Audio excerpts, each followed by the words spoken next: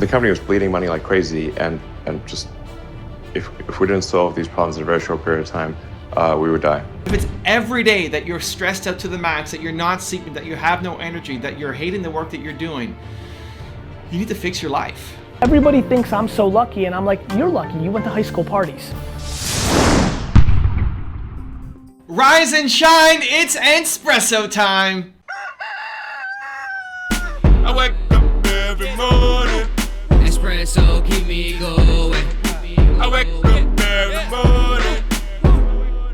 Hey, it's Evan Carmichael, and this channel was created to help you overcome the #1 challenge that is holding you back, a lack of belief in yourself.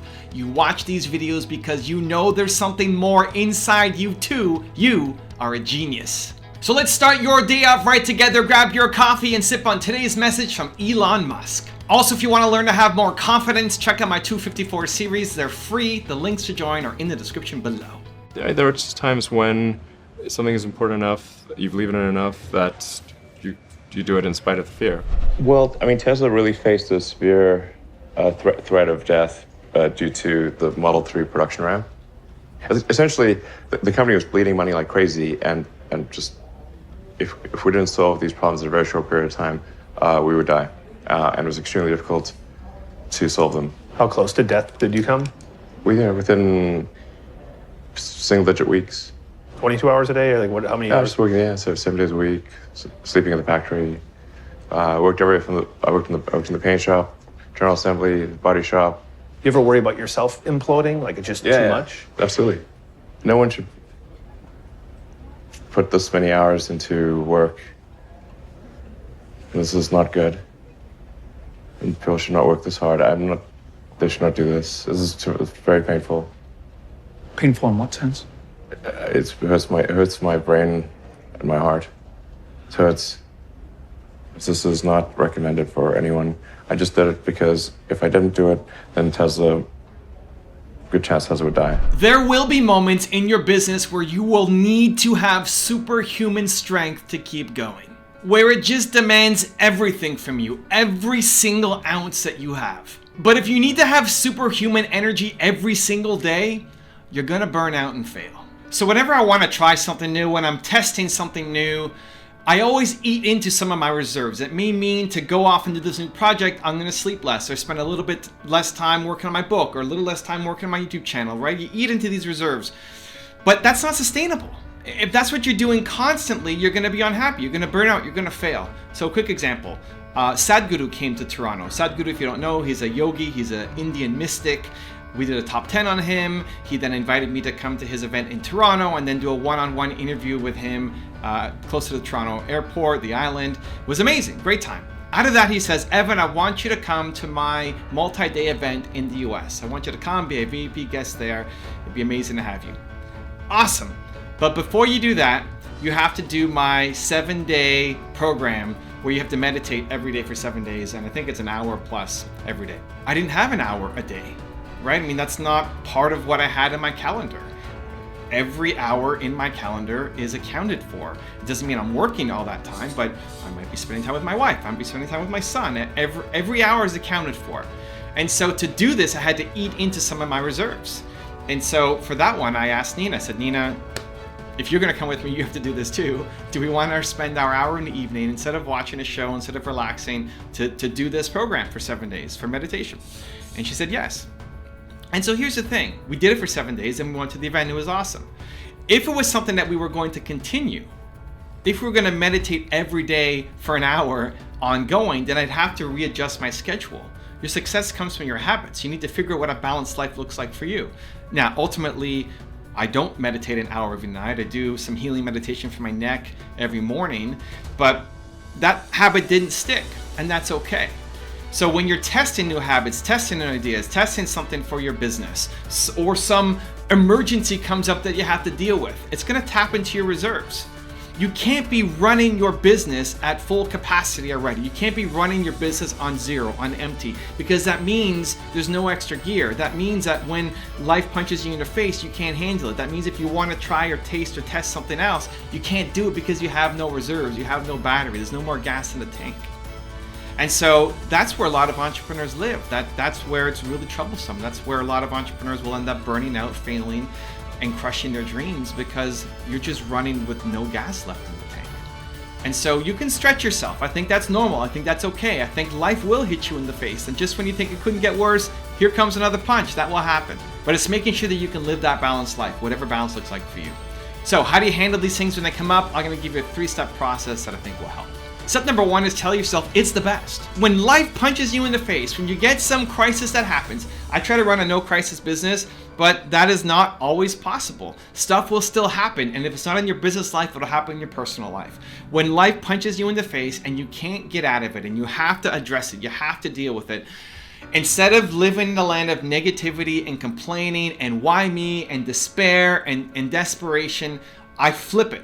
I complain for 8.5 seconds and then say, this is the best. It's the best. This is the best thing ever. Because what it does is it puts you in a state of resourcefulness. It puts you in a place where you can then go and solve the problem. So I'm going to meditate for an hour a night. This is the best, right? I'm sitting next to the smelly dude on the airplane. It's the best. Because what's the alternative? You're stuck next to the smelly guy on the airplane. What's the alternative? The alternative is you sit on the plane and you're upset and you freak out and you complain and you're negative and grumpy and unhappy. And that's not going to allow you to create beautiful, amazing things for your business or your life. So when you're forced into that situation, when life hits you by surprise, tell yourself this is the best. This is your chance to prove to yourself and the world what you're actually made of. Step number 2 is if this is an ongoing problem, then you need to fix your life.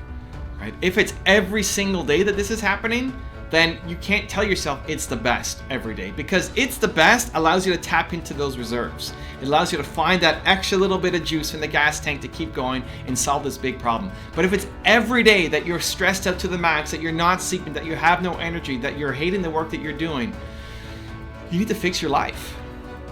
You can't get up every day and just tell yourself it's the best, because you're going to run out of energy. There's no reserves left. You will fail. You will disappoint yourself. You will just run out.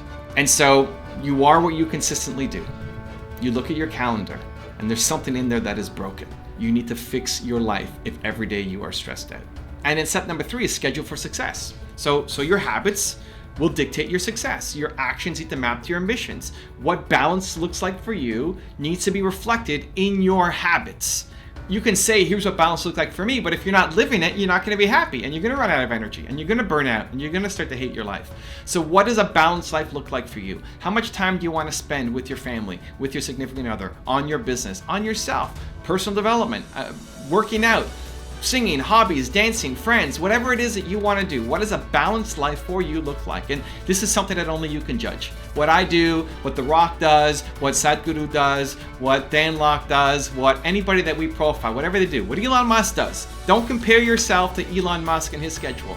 You can use his schedule as guidance, as an idea, as here's something that somebody is doing that is possible, but maybe that's not for you. You try on the hat and then you see. So you have to decide, what does balance look like for you? And then take out your calendar every day of the week from Sunday to the next Sunday and put everything in. Here's how much time I want to spend on these different activities. Because if you want balance and it looks like this, and then you look at your calendar and it's totally different, you're going to run out of energy and not like your life. Schedule for success. Now I've got a really special bonus clip that I think you're going to enjoy, but before that, question of the day, I want to know what is one big change that you need to make to your schedule this week. Let me know in the comments below. And if you like this video, you're going to take some action and not just watch it, give me a hashtag believe down in the comments as well. Everybody thinks I'm so lucky, and I'm like, you're lucky. You went to high school parties. Yeah. I worked. I went home 75% of my weekends during my college career, taking Amtrak, not even Excella, no first class, Amtrak, eating a bull sandwich, which I kind of loved, and I missed that sandwich. Get into New York, not even New York, which would be fun.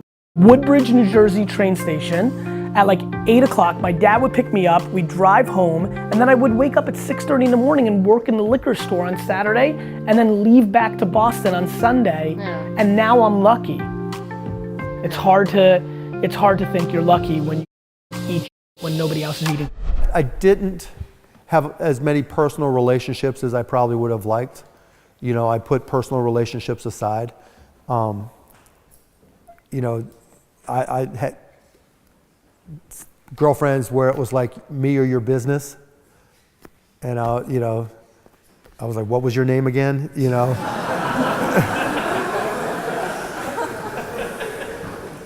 You think I'm kidding? So I probably took things to an extreme. But yeah, I gave up on personal relationships in a big respect because I really was on a mission. And once I realized I was going, so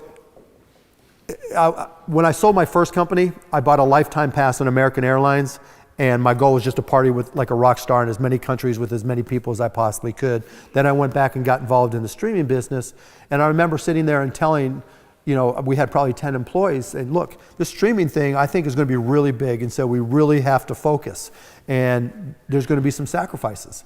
And if you're willing to make those sacrifices, let's go.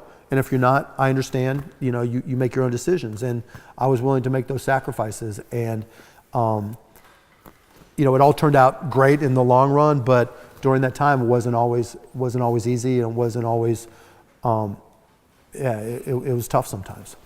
If you want Elon Musk's advice on how to sell any product, check out the video right there next to me. I think you'll enjoy it. Continue to believe, and I'll see you there. Really, the way to sell any product is through word of mouth.